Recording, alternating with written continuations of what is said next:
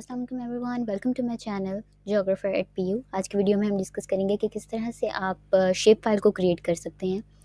और ये बहुत ही इजी सा मेथड है। इसके लिए कोई बहुत मुश्किल मेथड नहीं है। It was very simple, same as like you can create folder in your computers.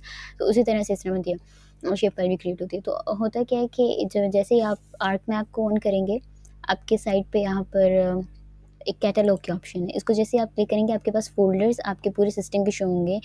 And in case अगर आपके सॉफ्टवेयर में ये डिस्प्ले नहीं हो रहा, तो आप विंडोज़ में जाएँ और कैटलॉग को क्लिक करें, तो आपके पास अगेन ये डिस्प्ले हो जाएगा। आपको सिंपली क्या करना है, यहाँ से अपना जहाँ पे भी आपको अपना काम सेव करवाना है या अपनी शेप फाइल को सेव करवाना है, वहाँ पर आपने डेस्कटॉप पे करवाना है या पीसी में किसी भी ड्राइव में जाके किसी स्पेसिफिक फ़ोल्डर में करवाना है, तो आपने उसको सिलेक्ट कर लेना है।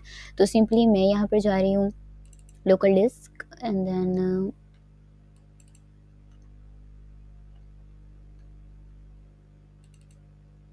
यहाँ से मैंने अपना फ़ोल्डर एक ऑलरेडी बना के रखा हुआ था एसएचपी के नाम से, जिसके अंदर एक और फ़ोल्डर एसएचपी यानी कि शेप फाइल के नाम से मौजूद है। ठीक है, इसको मैंने सेलेक्ट कर लिया, तो हमारे पास यहाँ पे फ़ोल्डर बना हुआ आ जाएगा।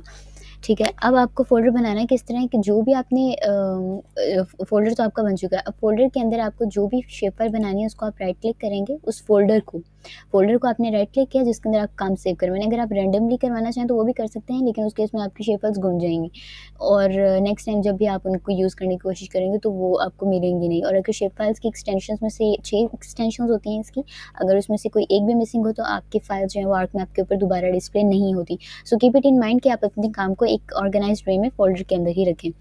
ओके, तो आपने क्या करना है कि जिस फ़ोल्डर को आपने बनाया उसके अंदर राइट क्लिक करेंगे, न्यू पे क्लिक करेंगे और आपके पास अगेन एक फ़ोल्डर की ऑप्शन है। चाहे तो आप इसको यूज़ करके एक और फ़ोल्डर बना सकते हैं।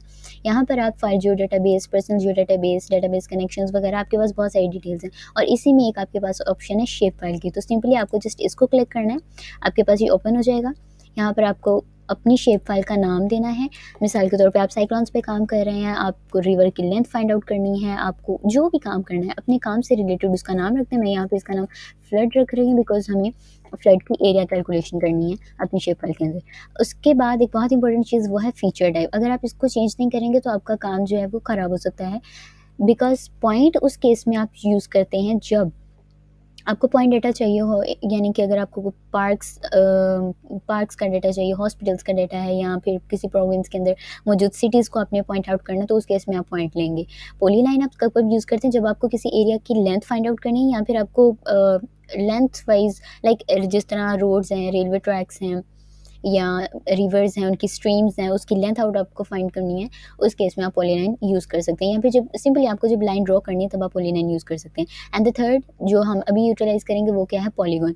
अब अरे हमें काम तो डेफ़िनेटली रिवर्स पे ही करना है, मगर हम पॉलीगॉन को क्यों यूज़ करें, उसकी रीज़न क्या है कि हमें एरिया कैलकुलेशन करनी है फ्लड की, जितना वो एक्सटेंड हुआ है। तो उस केस में जब आपको किसी एरिया को की कैलकुलेशन वगैरह करनी है, लाइक एरिया उसका फाइंड करना है या कुछ भी किसी एक स्पेसिफाइड एरिया के अंदर, तब आप पॉलीगॉन यूज़ करते हो। उसके बाद सेकेंडली आपको क्या करना है, एक यहाँ से अननोन कोऑर्डिनेट सिस्टम या स्पेशल रेफरेंस आपको देना है। स्पेशल रेफरेंस आपको देना है प्रोजेक्टेड कोऑर्डिनेट सिस्टम में जाकर, then you have to open UTM और यूटीएम के अंदर जाके WGS 1984, then you have to enter northern hemisphere, क्योंकि पाकिस्तान, इंडिया और इनके इर्द-गिर्द के जो एरियाज़ हैं वो नॉर्दर्न हेमिस्फीयर में आते हैं, इसलिए हम नॉर्दर्न हेमिस्फीयर यूज़ कर रहे हैं।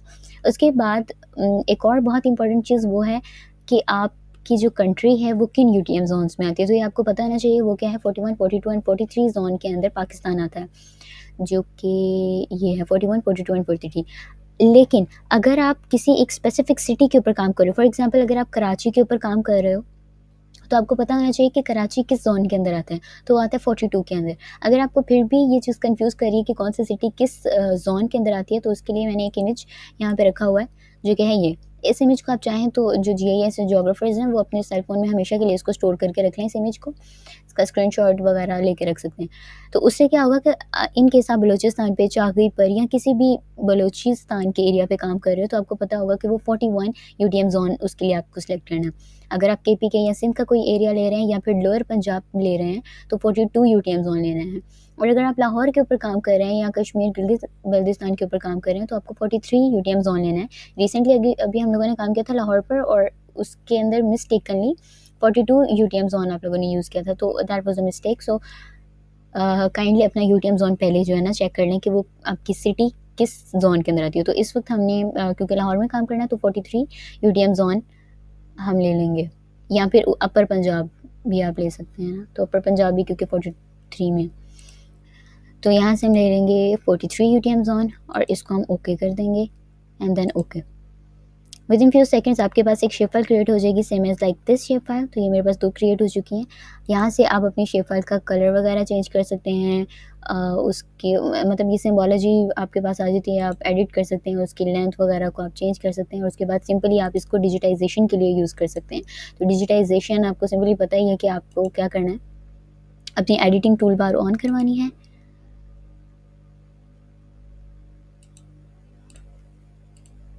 इन दिस वे आपकी एडिटिंग टूल बार ओपन हो गई है। आपने इसकी स्टार्ट एडिटिंग को क्लिक करना है। इस वक्त मेरी एडिटिंग ऑलरेडी स्टार्ट है, इसको स्टॉप करके आप दोबारा से स्टार्ट कर लें और उसके बाद आप सिंपली जो है अपनी जो भी इमेज ऐड करवाएंगे, जिस भी एरिया को आपको ड्रॉ करना है, तो आप उसको डिजिटाइज कर सकते हैं। So this is the simple method of making shape file. तो बाकी उसकी एरिया कैलकुलेशन या फिर अदर टॉपिक्स के ऊपर मैं अलग से वीडियो बना दूँगी। So thank you so much for watching my video. अगर आपको लगे कि ये अच्छी वीडियो है तो आप इसको लाइक कर सकते हैं, शेयर कर सकते हैं, कमेंट कर सकते हैं। Thank you so much. मिलते हैं नेक्स्ट वीडियो में। अल्लाह हाफ़िज़।